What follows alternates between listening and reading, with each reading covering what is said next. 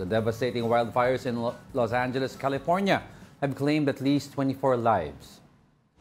16 of the 24 deaths were attributed to the Eaton fire and 8 to the Palisades fire. Around 150,000 residents in Los Angeles County remain under evacuation orders. Meanwhile, the Department of Foreign Affairs reported that around 150 Filipinos have been displaced by the wildfires. The government is providing $200 or approximately 11,731 pesos in emergency aid to each affected Filipino.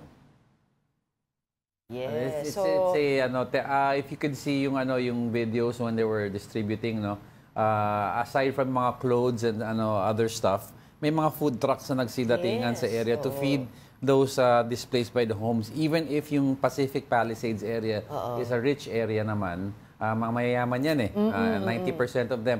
Problema, ang fire, sinunog lahat.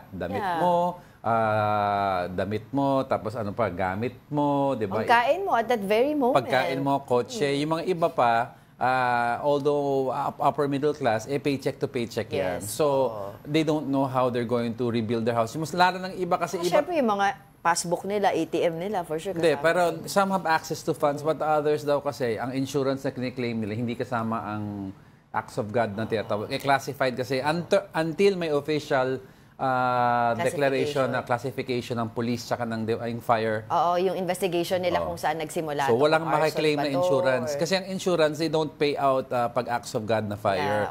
Accidental fire ang binabayaran nila. So, hinihintay nila yon. Right. And yesterday, di ba, nabanggit ko din to sa'yo yesterday na there are massive donation campaigns that are happening right now to help nga itong mga na-displaced. And of course, yung mga animals also na nawalan din ng kanilang tirahan dyan sa forest. Tapos, we've seen also several houses from different areas. Yung nagluluto sila.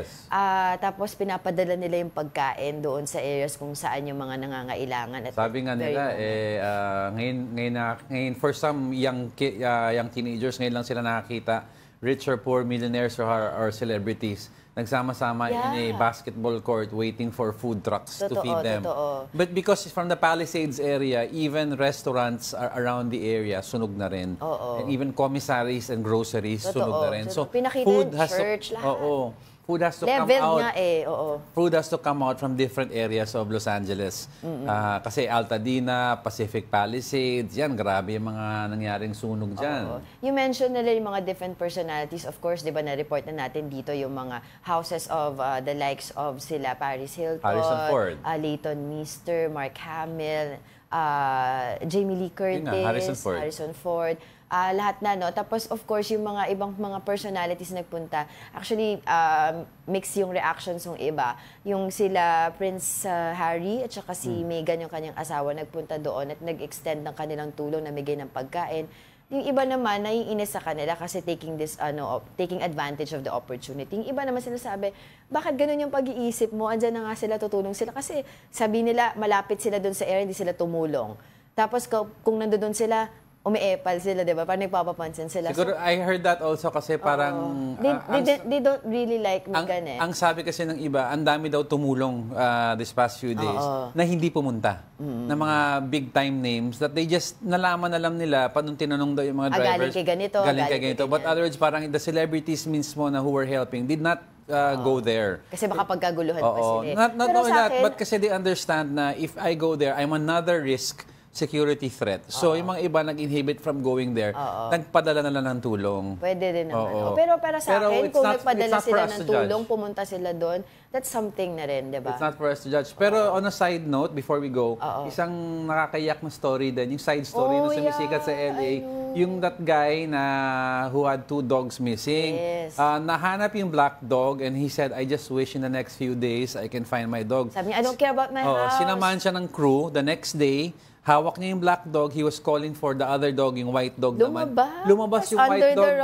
Live sa harapan ng camera ko ng US. Naiyak ako doon talaga. Tapos nagwala siya. Parang wala daw siya pakialam sa house niya. Pero yung fur babies niya.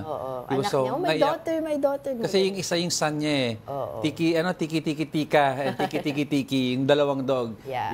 Yung black na sa kanya, yung white, from the rubble mismo, tumakbo nung tinawag siya. Yeah, I'm sure nakita yan ng mga branches Nakakaiyak. natin, mga kapatid natin sa social media. Really nakakalungkot yung nangyari. It's really devastating. Iba ang fire. Totoo. Even if yung mga Pinoy na na-interview dito, ilang beses daw sila... Recently lang, meron na fire sa Cavite. Sabi nga kasi na-interview, ilang beses daw sila nabaha, okay lang, nag-recover, inayos. Pero pag sunog daw, wala kang laban. Totoo, talagang walang matitira sa'yo eh. Kaya mag-ingat kayo mga kapatid ha, sa mga... Pag umalis kayo ng bahay, unplug nyo yung mga... At what gagamit ng extension cord? Octopus cord. As much as possible.